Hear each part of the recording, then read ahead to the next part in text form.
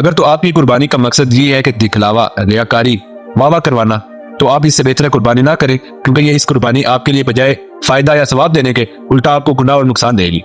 ये मैं नहीं कह रहा, ये अल्लाह पाक ने कुरान में फरमाया है कि मुझे तुम्हारी कुर्बानी का ना गोश्त पहुंचता है ना खून पहुंचता है, बल्कि मुझे तुम्हारा तकवा देखना होता है। और तकवा क्या होता है? तकवा होता है कि अल्लाह पाक के लिए डर, अल्लाह पाक का डर, अल्लाह पाक की रजा हासिल करना, आपकी नीयत देखना, अल्लाह पाक ने आपके अंदर अपनी महबूब, अपनी सबसे प्यारी चीज को खर्च करना और अल्लाह की राह में कुर्बान करने का वो जज्बा मौजूद है।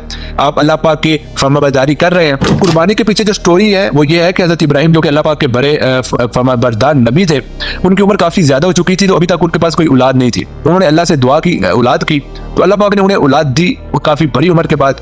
लेकिन अल्लाह पाक ने जब औलाद दी तो अल्लाह पाक ने उन्हें एक आजमाइश, एक टेस्ट में गुजारा, एक इम्तिहान में से गुजारा।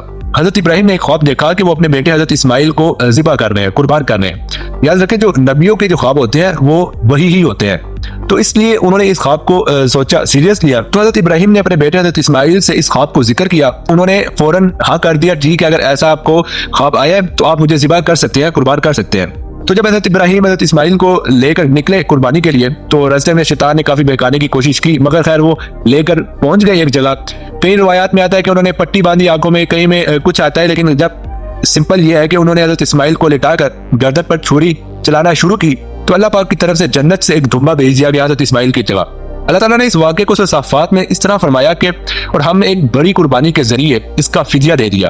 तो बेसिकली इस कुर्बानी के पीछे जो कंसेप्ट है वो ये है कि अल्लाह पाक की फरमाबरदारी, अपनी सबसे महबूब और सबसे प्यारी चीज को अल्लाह की राह में कुर्बान करने के लिए तैयार रहना। मकसद आपका सिर्फ अल्लाह की रजा होनी चाहिए और अल्लाह पाक से सवाब, और इस नियत से कि आप एक अल्लाह पाक के हुक्म की इताअत कर रहे हैं। कुर्बानी का एक मकसद ये भी है कि आप गरीबों और ऐसे लोगों को भी गोश्त दें जो सारा साल या बहुत कम गोश्त खाते हैं। तो ओवरऑल ये कुर्बानी के 2-3 कॉन्सेप्ट हैं कि हजरत इब्राहिम की याद ताज़ा करना, उनकी याद में हर साल कुर्बानी करना, अल्लाह ताला की इताअत का इजहार करना और गरीबों और जरूरतमंदों में गोश्त तकसीम करना। इससे इत्तेहाद, इत्तफाक और मोहब्बत भी पैदा होती है। तो बेसिकली कुर्बानी के ये कंसेप्ट है।